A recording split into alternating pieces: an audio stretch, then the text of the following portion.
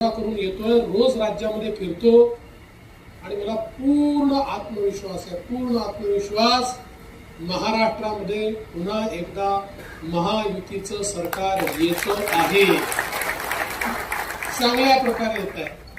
आणि आपल्या समोरचे जे 3 पक्ष आहेत, आता त्यांची काय अवस्था आहे मी सांगणार नाही, पण ज्या प्रकारे एकमेकाच्या सोबत राहून ते ज्या प्रकारच्या कुरघोड्या करतायत ते आपण पाहतो।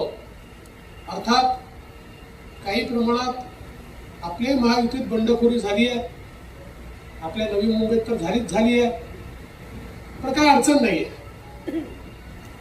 मी कोणाला कमी लेखत नाही, पण मला असं वाटतं की ठीक है, अपनी ताकत आजमा लो, अपनी हैसियत क्या है ये आपको भी समझ में आ जाएगा। ये जो बंडखोर है त्यांना मी एवढं सांगू इच्छितो, आप भी अपनी ताकत आजमा लो, आपकी हैसियत क्या है ये आपको समझ में आ जाएगा।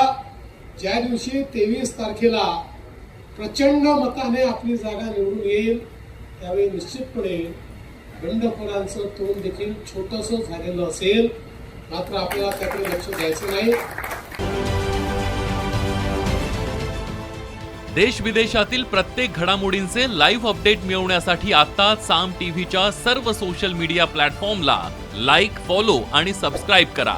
तसंच सर्व नोटिफिकेशनसाठी बेल आयकॉन प्रेस करायला विसरू नका।